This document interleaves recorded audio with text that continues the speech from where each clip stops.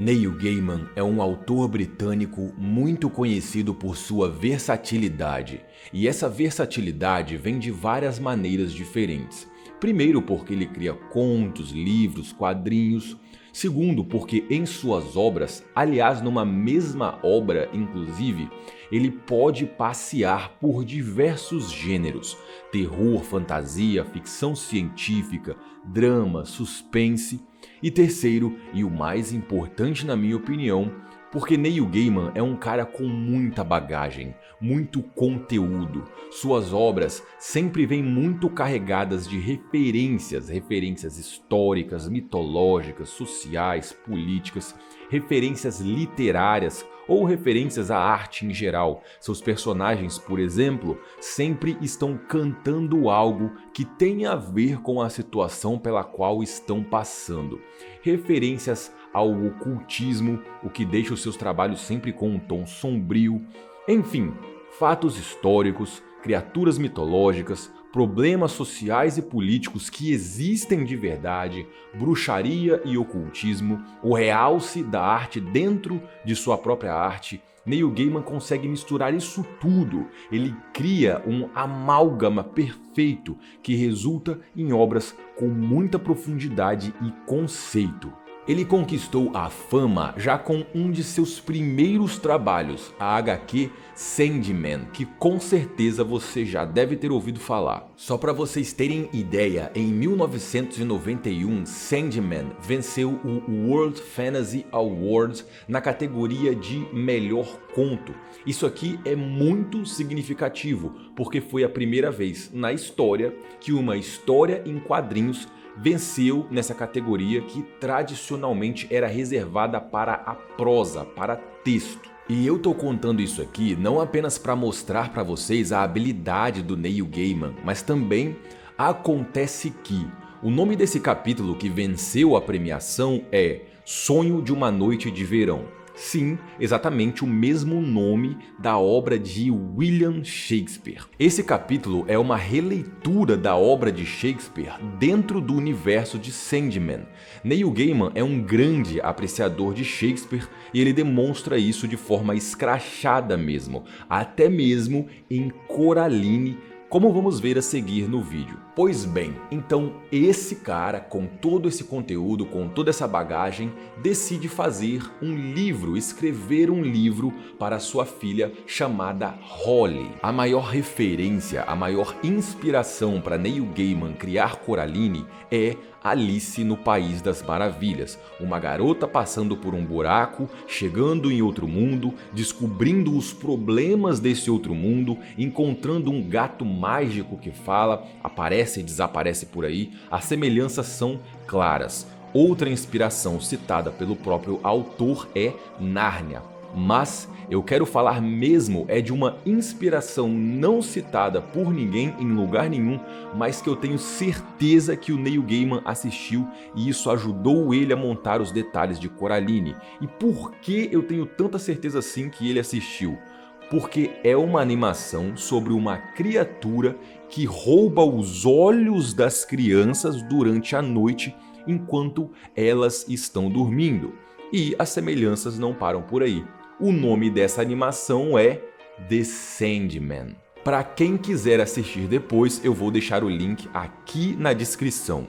Pois bem, se você já leu o livro de Coraline, sabe que existe uma dedicatória.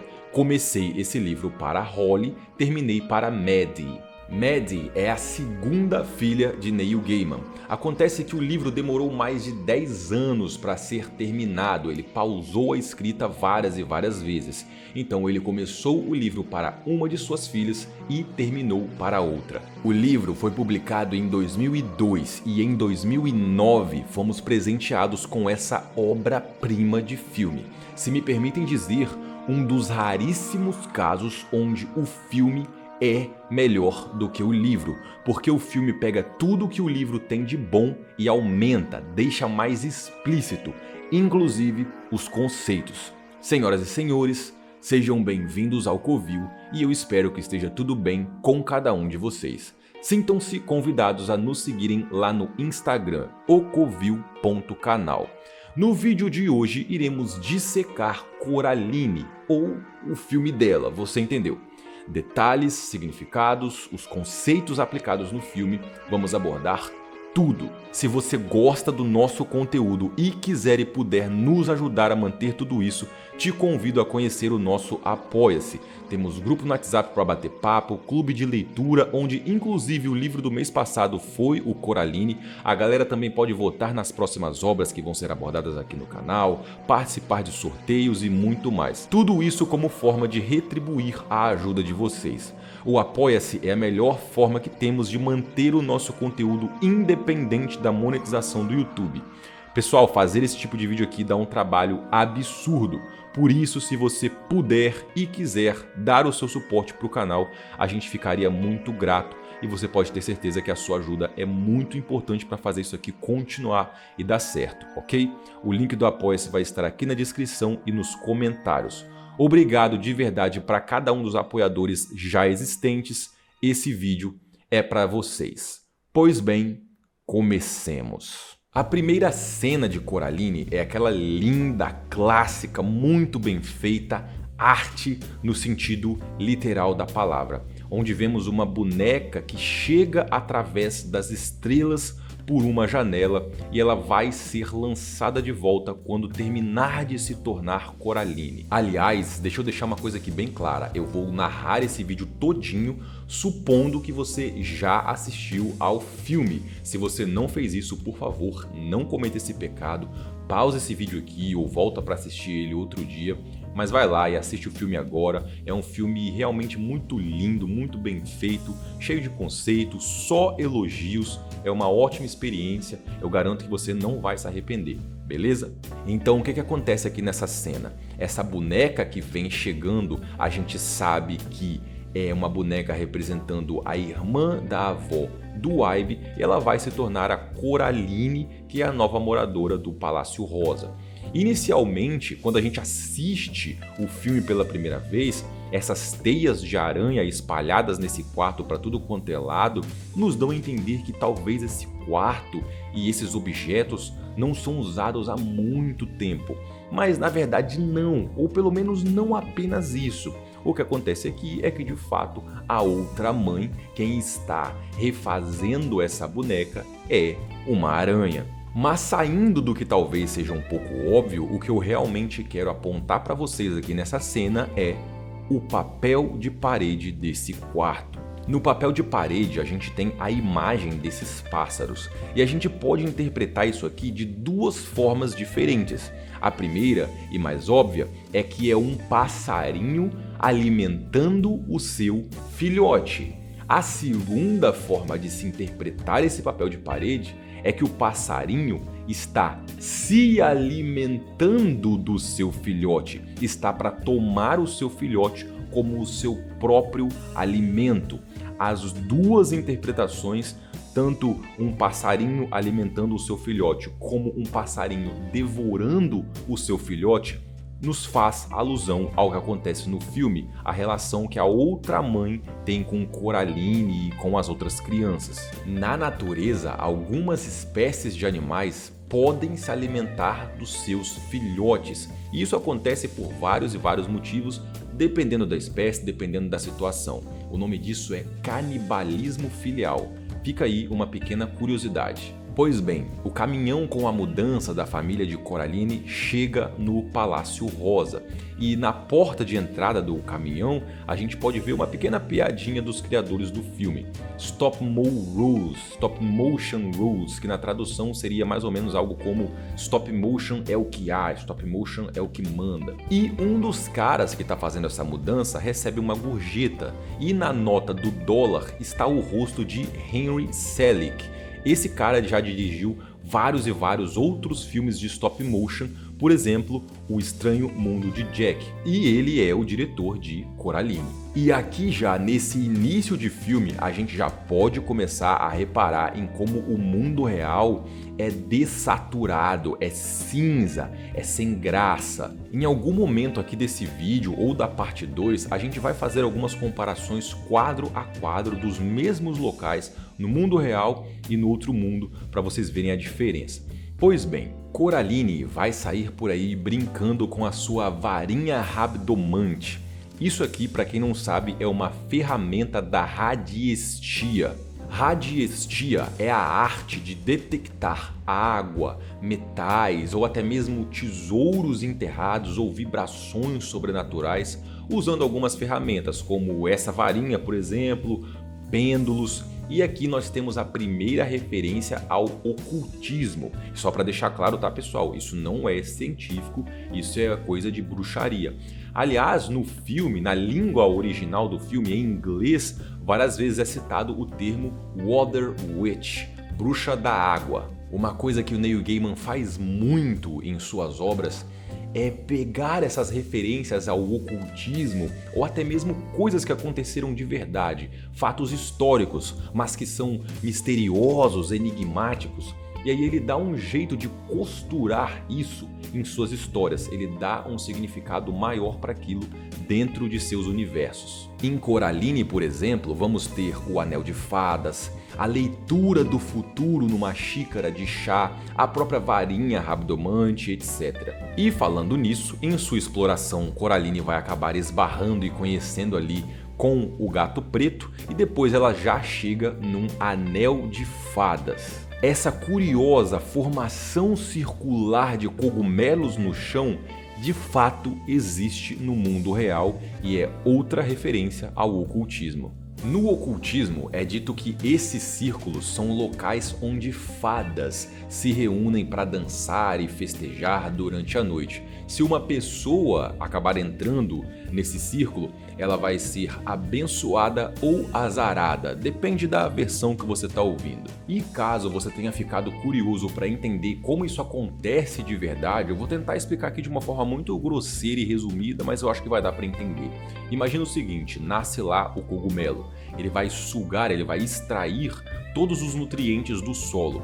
Quando naquele ponto os nutrientes se esgotarem, esse fungo vai se proliferar para as bordas, para as extremidades daquele ponto onde já não existem mais nutrientes. E é assim que essa formação circular acontece. Voltando para o filme, Coraline anda um pouco mais e acaba esbarrando agora no Wybie, um personagem suporte que faz muita falta no livro. Ele é muito legal. Pois bem, ele vai deixar claro, inclusive, que aquele gato não é dele, aquele gato é altivo, pomposo, metido, aquele gato é orgulhoso demais para ter um dono.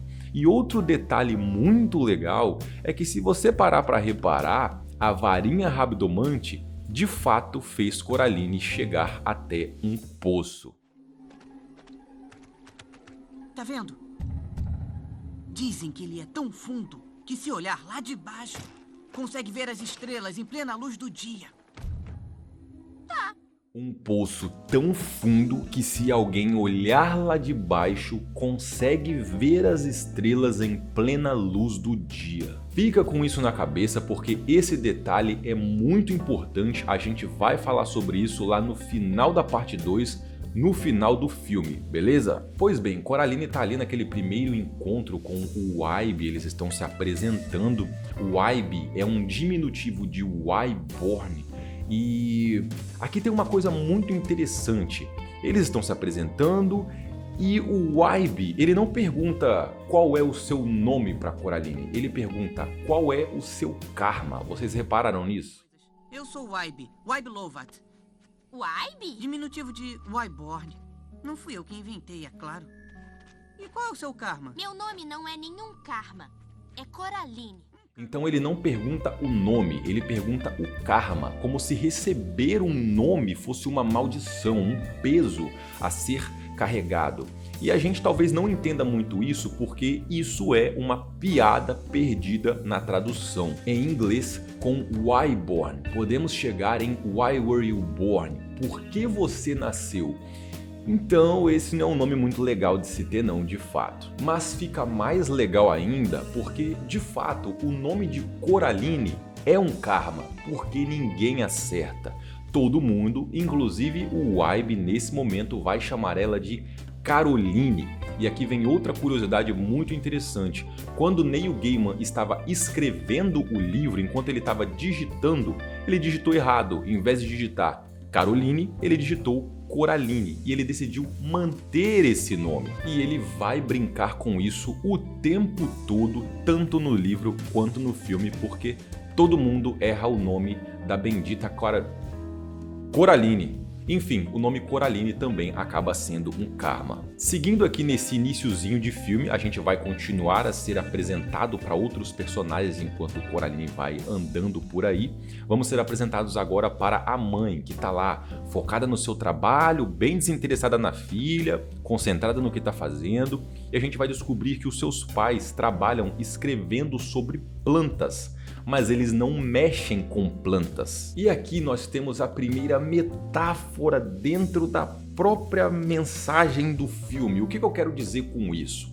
Olha só, se você já assistiu ou já leu, você sabe que a principal mensagem da obra é: nem tudo que reluz é ouro, as aparências enganam. E os pais de Coraline trabalham escrevendo sobre plantas e jardins, mas ironicamente eles raramente, muito raramente, sujam as mãos de terra e, na verdade, passam o dia inteiro na frente de um computador chato. E óbvio que Coraline, impetuosa do jeito que é, acha isso um absurdo. E inicialmente no filme talvez a gente até concorde com ela. Pô, que vacila essa galera aí escrevendo sobre flores e jardins, sendo que na verdade passam o dia todo na frente de um monitor. Mas, com muito contexto no decorrer do filme, essa mensagem evolui de uma forma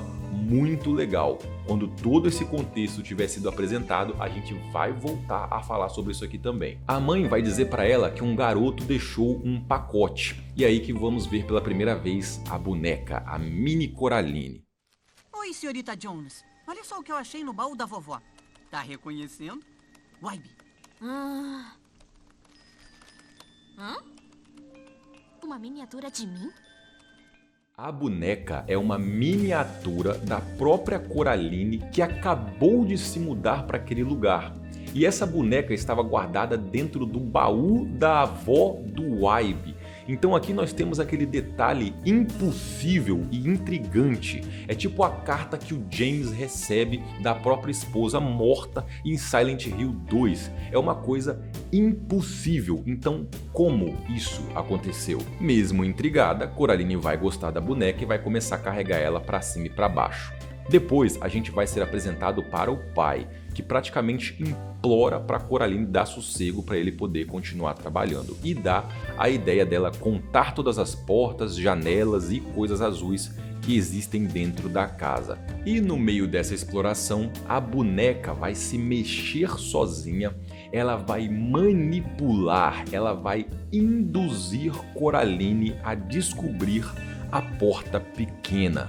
Coraline vai perturbar a própria mãe para ela abrir aquela portinha ali. Ela tá muito curiosa para saber o que tem do outro lado, mas nada mais do que tijolos. E aí a mãe vai explicar que aquela grande casa foi dividida em vários apartamentos e provavelmente aquela parede de tijolos foi construída ali justamente para dividir aquele andar no meio. Curiosidade, o Neil Gaiman, quando criança, morou num lugar exatamente assim. Era um grande casarão onde cada andar foi separado, foi dividido com paredes e tijolos, dividindo assim vários apartamentos. E no apartamento em que a família do Neil Gaiman morava, tinha uma porta dessas, uma porta que, quando se abria, dava de frente para uma parede de tijolos.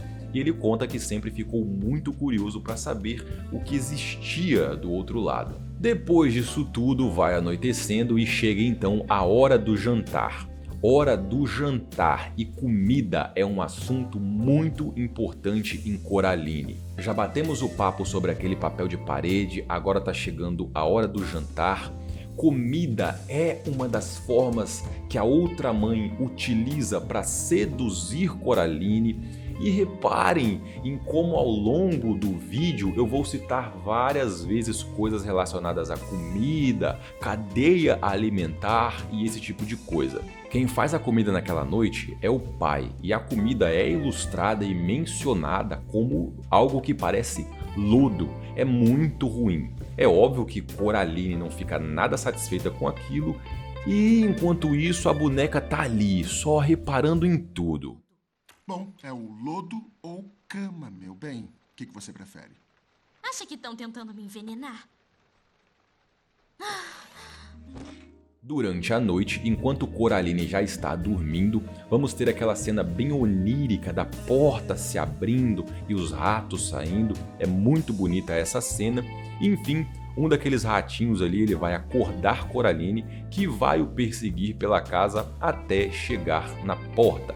Era tudo uma isca. E quando ela abre a portinha, agora ela não está dando de frente para uma parede de tijolos. Nós vemos junto de Coraline pela primeira vez o portal. E passando por aquele portal, Coraline vai conhecer a sua família do outro mundo. Você não é minha mãe. A minha mãe não tem esses... Botões? Você gostou? Eu sou a sua outra mãe, bobinha. Tudo nesse outro mundo é melhor. Não só a sua família, os lugares, os objetos. A sua mãe lhe dá toda atenção, faz comida boa, os brinquedos estão vivos. Seu pai, em vez de escrever coisas chatas, é músico. Aliás, ele não é músico, ele é controlado por luvas. Suas mãos, na verdade, são controladas por outras mãos. Eu deixo aqui mais um ponto de interesse que a gente vai abordar já já, eu prometo. A gente está plantando as ideias aqui, os pontos de observação para colher lá na frente no momento certo, quando o contexto todo estiver dado, ok? Pois bem, ali ela não vai comer lodo no jantar. O jantar, na verdade, vai ser um banquete. O jantar, além de um banquete, é uma grande brincadeira. Ela vai beber milkshake de manga. Enfim, óbvio que ela fica encantada com tudo aquilo. E depois do jantar, ainda vão brincar mais. E quando acabar de comer, estou louca pra gente brincar. Quer dizer, tipo, esconde-esconde? Perfeito! Esconde, esconde e na chuva. Que chuva? Percebam o close repentino e aparentemente, apenas aparentemente, aleatório na mão da outra mãe. Depois lá fora o trovão forma uma mão.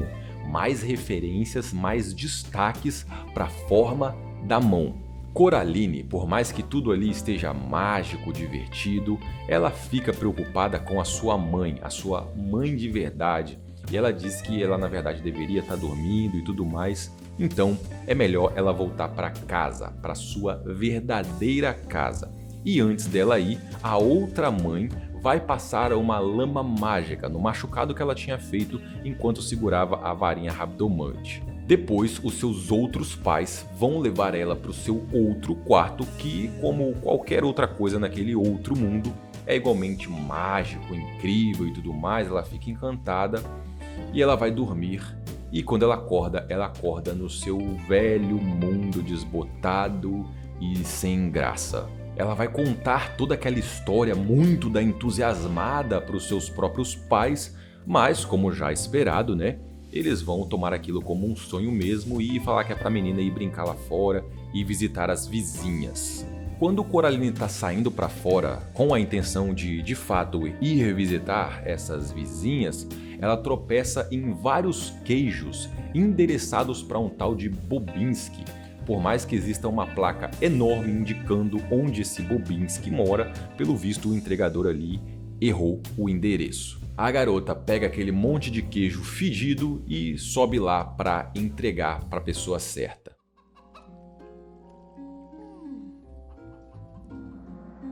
É segredo!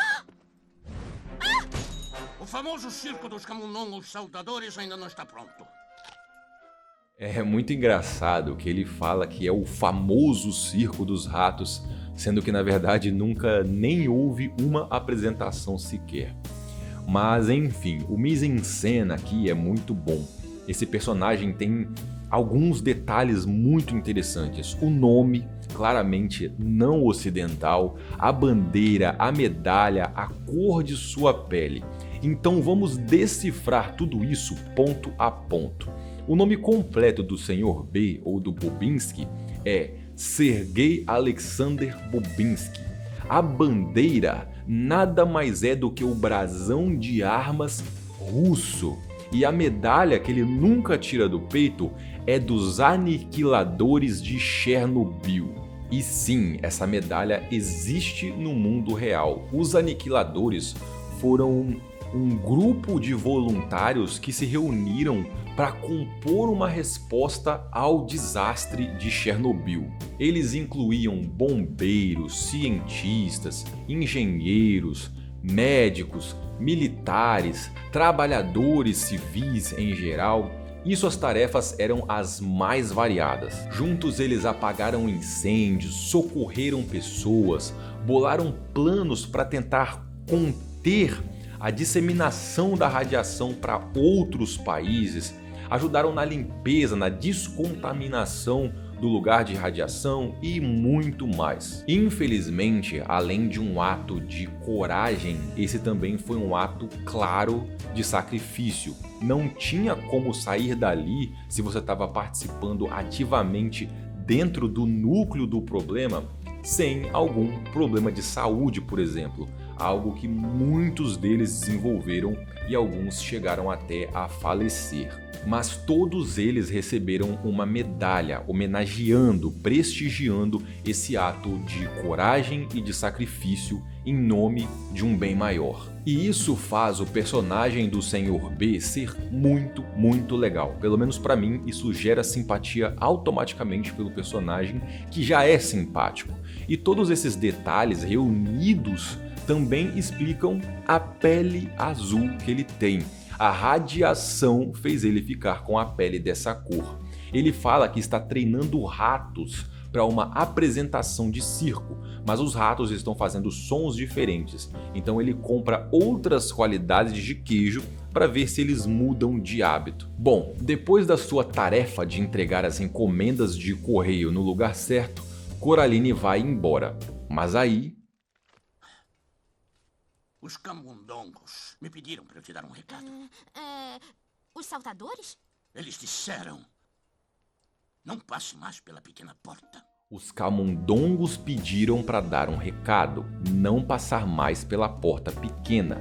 O próprio Sr. B acredita que os ratos estão fazendo confusão, mas nós, junto de Coraline, sabemos que talvez aquilo tenha algum sentido. Neil Gaiman usa em Coraline elementos de fábulas para crianças, fábula no sentido literário mesmo. Na literatura, as fábulas geralmente apresentam duas características muito fortes.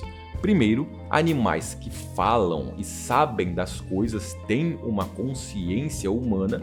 E segundo, uma moral da história. Em Coraline, principalmente os ratos e o gato se comunicam e são muito importantes. Coraline vai então visitar as suas outras vizinhas, Spink e Forcible. Eu vivo confundindo e misturando os nomes dessas duas, então se eu acabar fazendo isso aqui nesse vídeo sem perceber, peço perdão adiantado.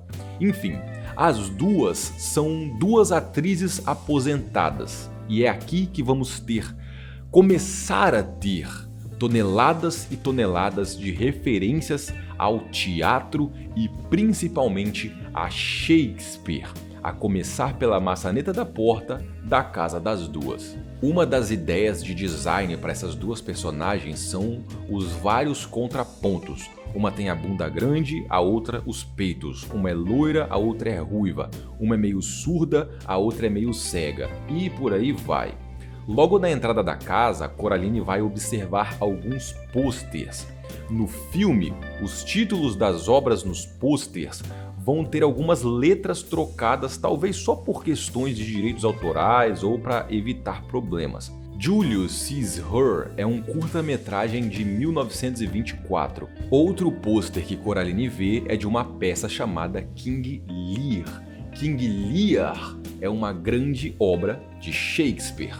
Assim como no livro, aqui no filme vamos ter várias e várias referências a Shakespeare. E eu vou citar apenas as mais interessantes para vocês ao longo aqui do vídeo, porque de verdade, pessoal, são muitas e muitas e muitas. Lá dentro da Casa das Velhas, Coraline vai ver várias outras coisas excêntricas, como por exemplo, um exército de cachorros vivos e cachorros empalhados, e caramelos tão velhos que já ficaram tão duros que parecem até tijolo. Num dado momento, Spink e Forcible vão ler o futuro de Coraline através da borra de uma xícara de chá. Mais uma referência ao ocultismo, à adivinhação. Está vendo perigo? O que está vendo? Vejo uma mão muito estranha. Eu vejo uma girafa. Quando Coraline sai dali, ela vai se encontrar mais uma vez com o Waibe, que agora vai contar que ele nunca entrou no Palácio Rosa, ele nunca entrou naquela casa, porque a sua avó não deixa, ela acredita que a casa é perigosa, ela já morou ali na sua infância e foi ali que a sua irmã desapareceu ainda nessa época. E não vamos nos esquecer que Coraline está carregando a boneca para cima e para baixo e a boneca está assistindo aquilo tudo e talvez até ouvindo todas aquelas conversas. Nessa mesma noite, Coraline vai passar mais uma vez pelo portal e ir parar no outro mundo. O outro mundo que não para de escalar, as coisas continuam ficando cada vez melhores e melhores. Aqui, os seus pais de fato gostam de jardins e lidam com flores e plantas. E o jardim, inclusive, forma o rosto da Coraline. Não acredito que fez isso! Sua mãe disse que você ia gostar. Ela conhece você como a palma da mão. Ela conhece você como a palma da mão. Ok, eu acho que agora a gente já tem bastante contexto e já dá pra gente desenvolver um pouco desse papo aqui sobre mãos. Closes repentinos na mão da outra mãe, a mão dela aparecendo no trovão, a mão dela aparecendo na xícara de chá, e às vezes essas sugestões sobre a mão da outra mãe vêm até de uma forma mais sutil, como agora o pai citando a mão dela, ou quando ele toca piano, ou melhor, as luvas controlam as mãos dele para que ele toque. A outra mãe controla ele. E com isso a gente chega num conceito muito interessante. A palavra manipulação tem a sua origem etimológica no latim.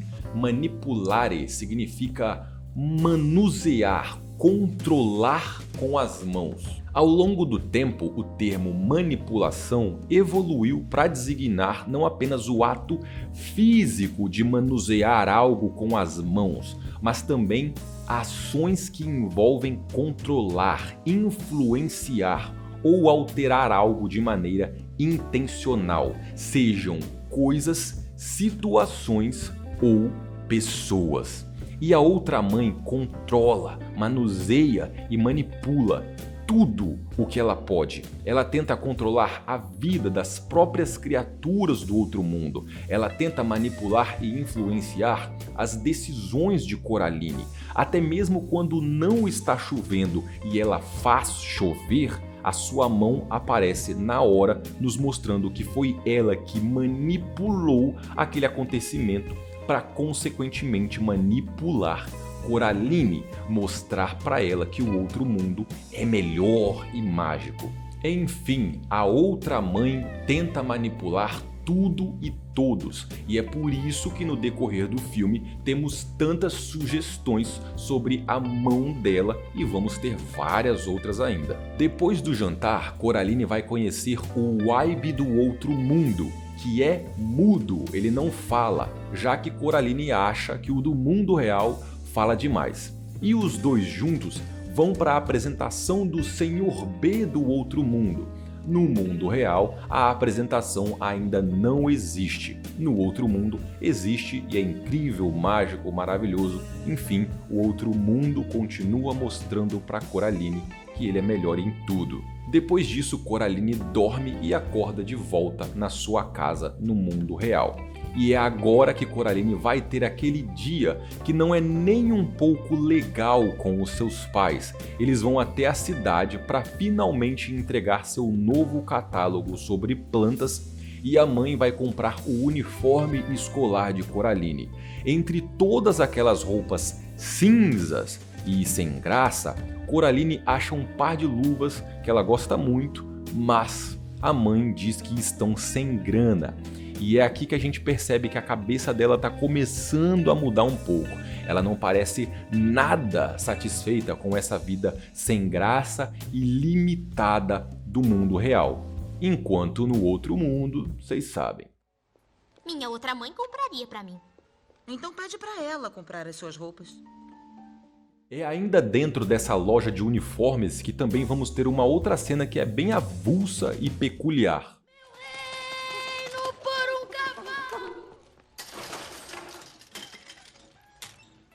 A frase "meu reino por um cavalo" vem de Ricardo III, mais uma peça de William Shakespeare, mais uma referência dele. Bom, Coraline vai voltar para casa com a mãe se mostrando bastante aborrecida. Ela não para de falar no outro mundo e como as coisas são melhores lá. E a coisa vai piorar quando a mãe abrir a geladeira e oferecer para matar a fome de Coraline um sanduíche de ketchup e mostarda, porque é tudo que tem. A mãe aqui até parece perceber que eles estão vacilando um pouco mesmo como pais, mas nós, como adultos, até conseguimos entender a mensagem ali. É muito difícil você equilibrar a vida profissional com a vida pessoal. É muito difícil para um pai e para uma mãe equilibrar o tempo que um trabalho exige com o tempo que os filhos exigem. Mas enfim, percebendo ali o vacilo, a mãe sai na mesma hora para ir comprar algo que Coraline goste no supermercado, mesmo que Coraline esteja ali meio emburrada e nem queira ir junto. Inclusive, a mãe também explica nesse mesmo momento para Coraline que se tudo der certo hoje com o catálogo que o pai foi entregar, ela vai ser recompensada. Mas isso não vai ser o suficiente para convencer a garota. Quando a mãe sai, Coraline imediatamente vai abrir a porta e passar pelo portal pro outro mundo. O gato, vendo isso, faz uma cara de bastante reprovação.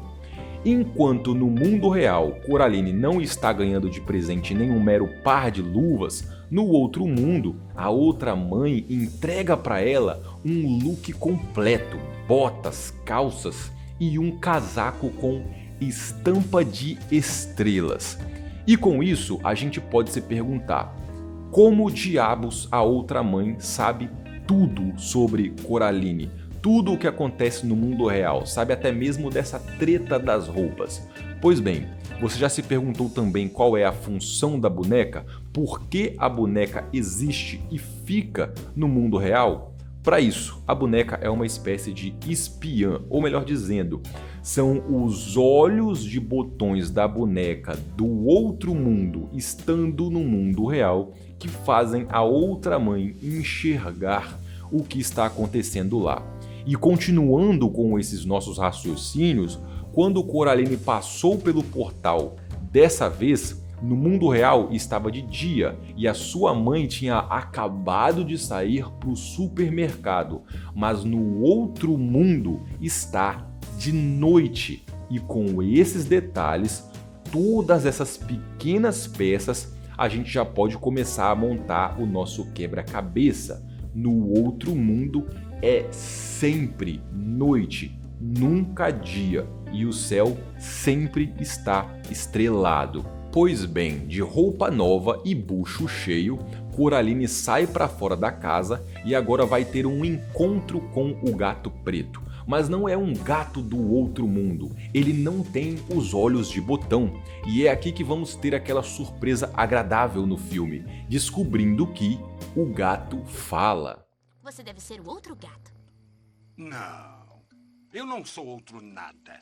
Eu sou eu. E ele nos revela e nos mostra que existem outros portais além da porta pequena dentro da casa. E ele também tenta alertar Coraline pela primeira vez que talvez aquele outro mundo não seja tão incrível quanto ela tá pensando não. Coraline vai então assistir a uma apresentação de teatro na casa da Forcible e Spink do outro mundo, e olha só que interessante. Estão vendo esse cara amarrado num barco aqui atrás no cenário? Esse personagem é Hamlet, um dos mais famosos de William Shakespeare. E se quando você assistiu o filme não entendeu nada naquela parte da apresentação onde elas estão voando no balanço, pulando de um trampolim, não se preocupa, eu acho que a maioria da galera que assistiu também deve ter ficado boiando, inclusive eu na primeira vez, porque essa é outra referência a Hamlet. O que elas ficam falando lá em cima faz parte de um monólogo bem famoso presente na peça teatral original. Que obra-prima o homem! Quão nobre pela razão! Quão infinito pelas faculdades! Como é significativo e admirável na forma e nos movimentos! Coraline vai sair ali da apresentação das outras Spink e Forcible e vai voltar para casa da sua outra mãe, ainda no outro mundo. E enquanto ela tá toda maravilhada, animada com aquilo tudo, bem diferente de como estava no mundo real, o outro Waibe tá meio preocupado com ela, meio triste, meio cabisbaixo. A outra mãe até dá um toque nele para ele ficar esperto. E enfim, ela, a outra mãe, percebendo que Coraline está com essa inclinação, está preferindo viver aquela vida em vez da vida de verdade, ela vai finalmente fazer a proposta. Coraline pode ficar ali para sempre, só tem uma condição. Para selar o pacto, é preciso que ela costure botões no lugar de seus olhos. De jeito nenhum! Não vai costurar botões nos meus olhos! Ah, mas você precisa dizer um sim se quiser ficar aqui. É tão fininha que nem vai sentir. Ai! Reparem que o outro pai sempre esteve tentando ajudar Coraline, mesmo que sutilmente, como agora, tentando espantar ela mesmo, fazer ela desistir. Tanto que ele também toma um chute, ele também toma um cutucão para ficar esperto da outra mãe. Assustada com tudo aquilo, Coraline vai tentar dormir com a esperança de que vai acordar em sua casa, sua verdadeira casa.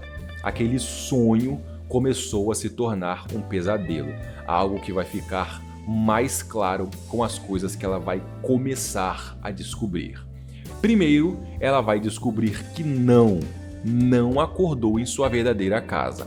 E o resto descobriremos no próximo vídeo. Para você que assistiu até aqui, muito obrigado, eu espero que você esteja gostando. Se você quiser ajudar o nosso canal, como eu sempre digo, apoia.se/Ocovil. A sua ajuda é muito importante. Além de agradecer aos apoiadores do canal, eu queria agradecer também a Roberta, a minha namorada, a editora aqui do canal, que edita todos os vídeos e tudo mais, e que também ajuda muito nos roteiros. Inclusive, Coraline é o filme preferido dela e ela me ajudou muito a construir e a observar todos os detalhes que a gente está abordando aqui nessa parte 1 e também que vamos observar na parte 2. Então, um grande abraço e um beijo, Roberta. E eu gosto de deixar isso aqui bem claro também para todo mundo, porque muitas vezes sou eu que boto a cara aqui no canal e tudo mais, mas é legal dizer que eu não toco esse canal sozinho e sem a ajuda dela o canal não teria voltado. É isso, pessoal. Muito obrigado e espero ver vocês aqui, todos vocês, na parte 2. Valeu, fui!